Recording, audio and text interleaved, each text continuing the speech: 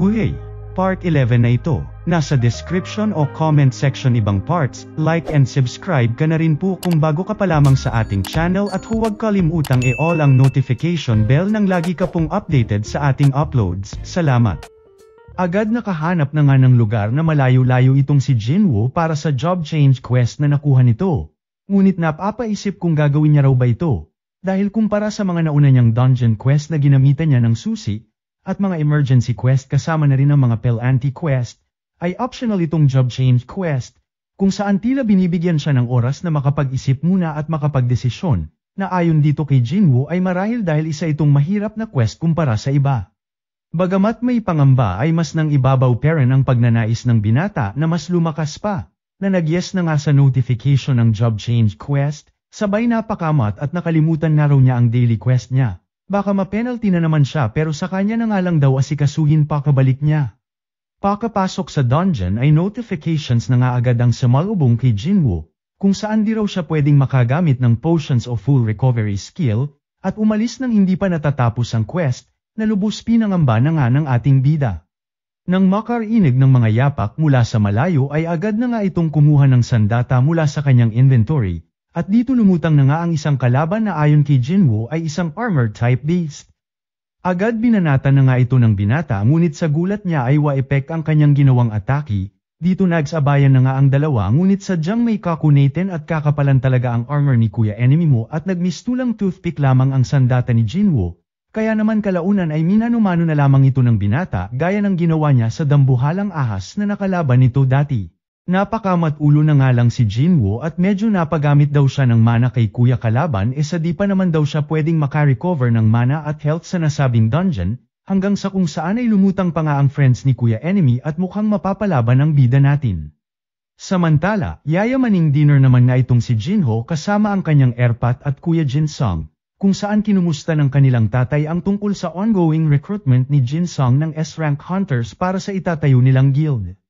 Bagamat medyo olots nga raw sila sa Korea ay huwag daw mag-alala ang tatay dahil may mga ongoing negotiations siya sa European at Middle Eastern hunters, sabay pasaring na nga nito kay Jinho na alam niya nga raw ang ginagawa nitong palihim na raids para mapunan ang credentials nito, na okay nga lang daw, basta't di siya babanggain, pagbabanta na nga nito sa kapatid.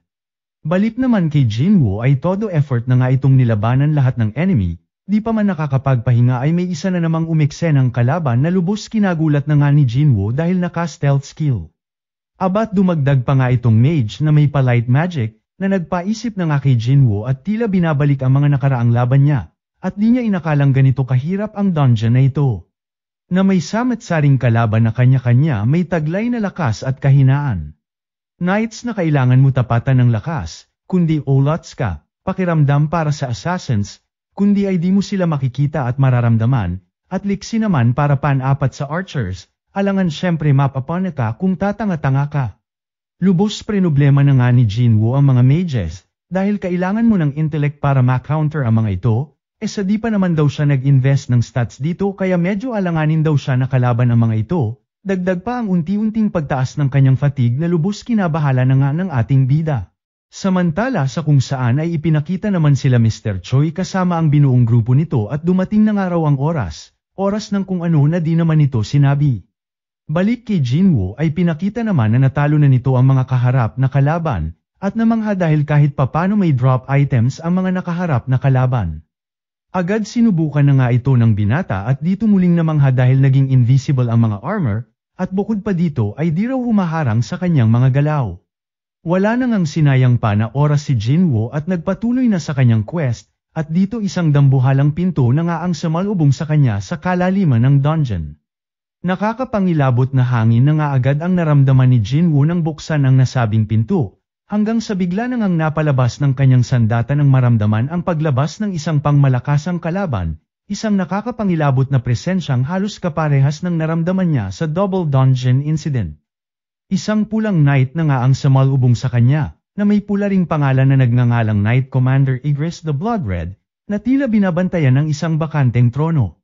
Walang ano-ano'y bigla na ngang umatake ang nasabing knight, na lubos kinagulat na nga ng ating bida dahil nagmistulang pulboran lamang ang mga poste sa lakas nitong Red Knight. Lubos na bahala na nga si Jinwoo dahil sobra-sobra raw ang lakas ng kaharap niyang kalaban, dagdag pa raw ang pambihirang liksi nito sa kabila ng bigating armor na taglay nito.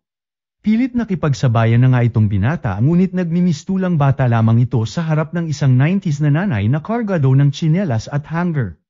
Ayon kay Jinwoo ay medyo patas nga lang daw sila sa bilis ngunit sadyang may kalamangan daw talaga sa lakas itong Red Knight, at dahil nasa taglay nitong pangmalakasang armor ay mistulang toothpick lamang ang dagger niya at nigasgas walang epek sa napakalupit na kalaban.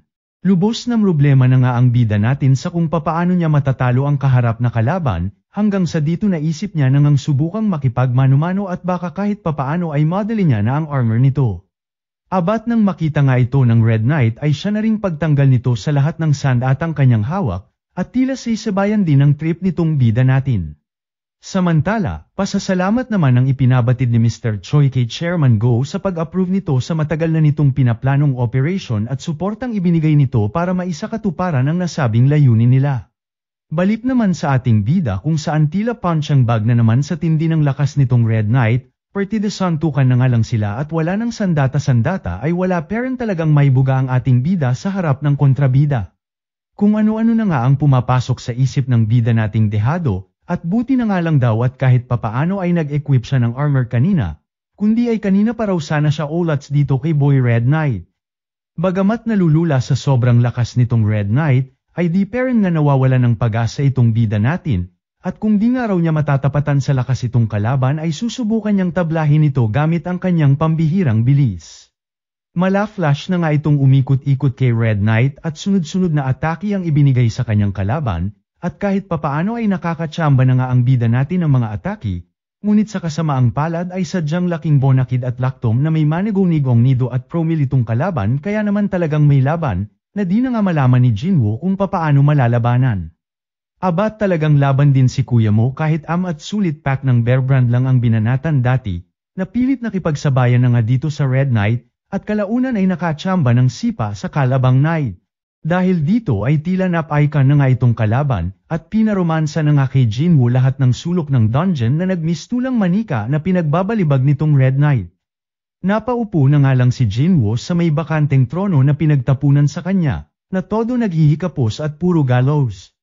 Unti-unti na nga siyang nilapitan ng Red Knight, sabay binanata ng dambuhalang espada nito, ngunit talagang di rin basta papatalo lang si Jinwoo na hinarang na nga ito gamit ang kamay niyang may armor, sabay buong lakas na sinalaksak ang dagger niya sa mukha nitong Red Knight, at di nga raw siya basta lang magpapatalo. Sabay kagat sa 32 ng ngipin na nga nitong panggigigil na tinulak ang kalaban sa isang pader. At dito di na pinarebat pa ang kalaban at buong lakas na muling binanatan ng kanyang dagger. Lakas makatsamba nang natalo nito ang kalaban, ngunit maging ang bida natin ay aminadong nakatsamba lamang siya, at kung sa lakas lang naman, abilidad at experience ang pag-uusapan ay mistulang supot na bata lamang siya kumpara sa Red Knight. Namangha na nga si Jinwoo sa mga kaakibat na rewards ng pagkatalo niya rito, kabilang na ang S-rank helmet na nagbabawas ng damage mula sa kalaban, isang runestone, madaming gold, at isang instant teleportation stone. Sa kung saan ay bigla na nga lang lumutang ang mga bilog-bilog sa paligid ni Jinwoo kasabay ang isang notification na nagsasabing survive as long as possible, na lubos kinabahala na nga ni Jinwoo at may pa-good luck pa sa kanya.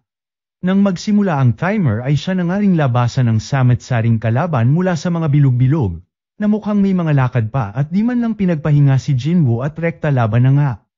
Hype na yan ni Pasnak nga wala man lang, tas ngayon may pa-only kalaban pang duro demonyo kayo, reklamo na nga ng ating bida, sabay activate ng kanyang stealth skill at mukhang ang labanan daw sa quest na ito ay ang magtagal sa laban kaya stealth mode muna siya.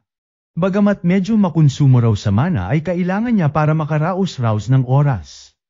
Sa kung saan ay may umiksena na ngang isang mage, na lubos kinagulat ni Jinwoo dahil nagawa siyang madetect mula sa stealth mode na paganap niya. Dahil dito ay no choice na naman siya kundi labanan ang mga kawal, dahil na rin sa dami ng kalaban at medyo alanganin na ang binata ay naisipan na nga nitong gamitin ang teleportation stone nang makaalis na sa dungeon.